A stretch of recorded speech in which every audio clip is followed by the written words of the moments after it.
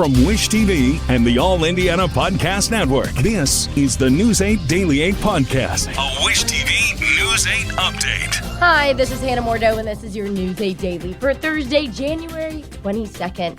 We're in for colder weather than yesterday. Today, a high of around 31 degrees. Mostly going to be sunny, though, so that's nice. The big thing is, though, we are going to get bitter cold temperatures starting tomorrow and the possibility of snow this weekend. At Arizona State University, we're bringing world-class education from our globally acclaimed faculty to you. Earn your degree from the nation's most innovative university. Online. That's a degree better.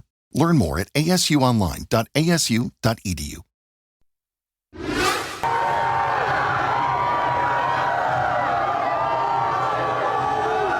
Hoosier hysteria inside of Dick's Sporting Goods in Bloomington. Heisman winner and national champion Fernando Mendoza signed autographs for fans while dozens of other people showed up just to get a glimpse of the quarterback. 250 people received wristbands to get Mendoza's autograph yesterday at the store in the College Mall just east of IU. Even fans who did not get a wristband say they camped out in the frigid temperatures just to see the star. Dude, I feel awesome. I get to see Mendoza, the champions. I'm glad that IU Indiana's on the map now. Look at us here. Those are my boys. Mendoza did not speak to reporters, but he did stay past the scheduled end time for the session to take pictures with fans. 3 other IU football stars will be at Raising Cane's in Bloomington today. D'Angelo Pons posted on Instagram that he, Jamari Sharp, and Elijah Surratt will be at the fast food restaurant on East Kirkwood from 11 until 12:15 today. The post says, though, autographs will not be provided. IU head coach Coach Cig now has one more trophy for the shelf. Cig took home the Paul Bear Bryant Coach of the Year award at a ceremony in Houston last night. It's the 8th National Coach of the Year award for Cig this season. He got the same honor at the Big Ten after the Hoosiers' perfect season. Coach Cig is also getting free beer for life. Upland Brewing confirmed in a post on social media that Coach Cig will get a lifetime supply of Upland beer, gave the company a shout-out during the post-game press conference after the national championship. Portion of the sales of Upland's Hoosier Lager goes toward student scholarships through IU licensing and trademarks. Coach Cig, Fernando Mendoza, and the rest of the team are set to celebrate the national title with fans on Saturday. IU Athletics tells News 8 that as of now, it will still be outdoors at Memorial Stadium in Bloomington unless weather conditions turn severe. The championship celebration will run from 1 to 1:30. Lots for the event will open at 10 in the morning, with the stadium's gates opening at 11 a.m. If you do not want to bundle up and would rather just watch the celebration at home, we will carry it live here on Wish TV and on wishtv.com. Okay, other news now. Breaking news on the west side of Indianapolis. Firefighters are on the scene of 2 homes that are burning.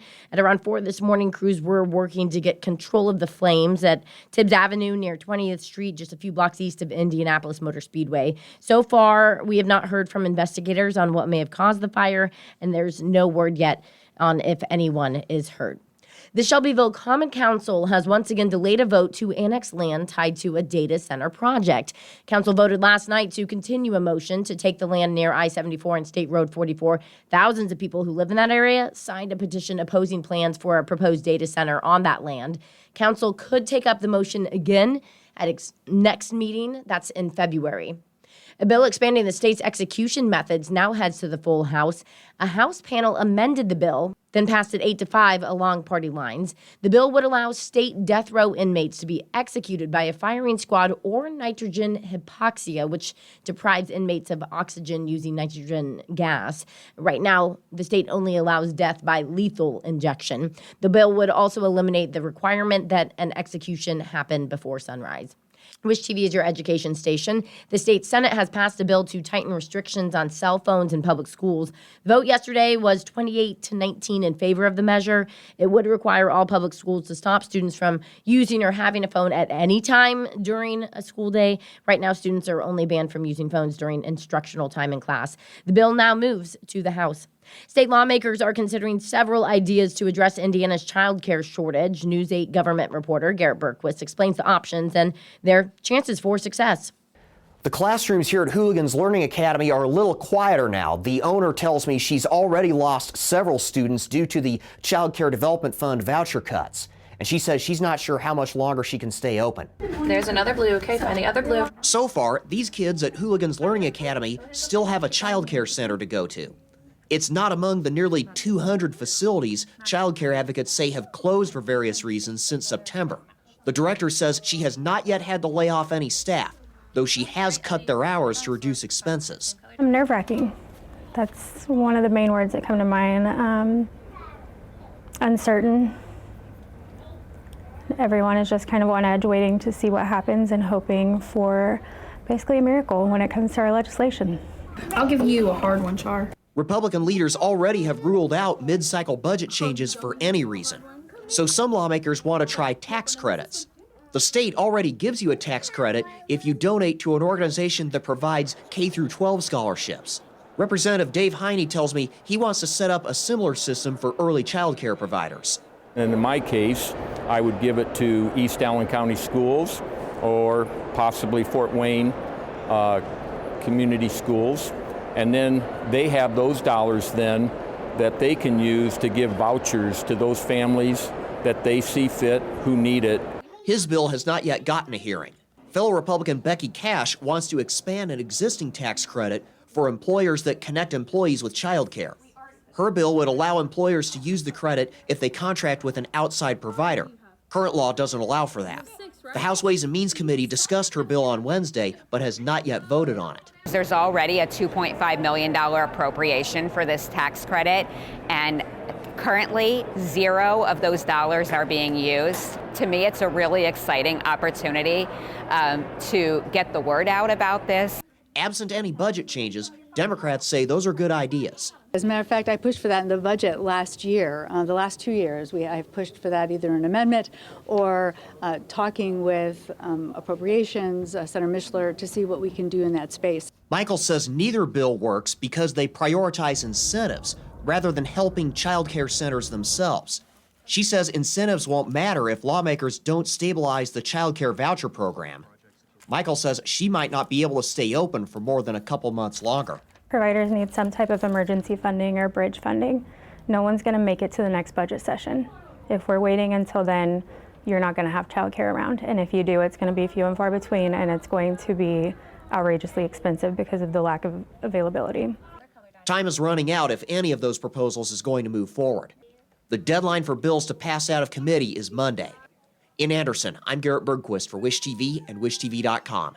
The NFL Scouting Combine will remain in Indianapolis until at least 2028. Indianapolis tourism leaders confirmed the city has been granted a 2-year extension for the NFL event.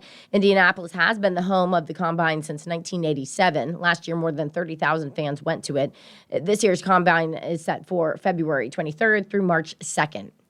Okay, we are counting down until this year's men's Final Four basketball in Indianapolis. The NCAA and Indiana Sports Corp announced more plans yesterday for the Division I Final Four. They also announced plans for the men's championship finals for Division II and Division III and the NIT. All are happening in Indianapolis in April. Organizers say there will be several free food events, low-cost pregame events for fans, like Fan Fest at the Convention Center, music festival, and a tailgate party on Georgia Street. It's the celebration of college basketball, but it's about coming together with people and fans and feeling that energy. And downtown will just be electric, and that's what's going to be exciting. So if you don't have a ticket to the game, that's okay. Come down and experience all that it's going to be in downtown Indianapolis. City leaders also announced a Final Four legacy project at Christian Park on the Near East Side. Crews will renovate that park's basketball court by early spring. The National Institutes of Health says osteoarthritis is the most common type of arthritis, affecting more than 32 million Americans. Happens when cartilage that cushions the bone wears out over time. That causes pain and stiffness in knees. In today's Health Spotlight, News 8's Gina Glero shares some ways to ease that discomfort. Knee arthritis can make every step a struggle, and it can sideline anyone, not just the elderly. Patients are getting younger because we're simply more active. We're beating up our joints more, so we're getting earlier arthritis. Repetitive stress, your genes, and carrying around extra weight can all contribute to the condition. As the population has gotten a little heavier, we're seeing more and more knee arthritis. Luckily, there are some ways to ease the pain and discomfort. In one large review of nearly 10,000 patients, researchers looked at 12 different non-drug therapies. They found that knee braces, hydrotherapy, and exercise were the most effective for knee osteoarthritis. Now we have people who want to be active, don't want to take medications, and now have early arthritis.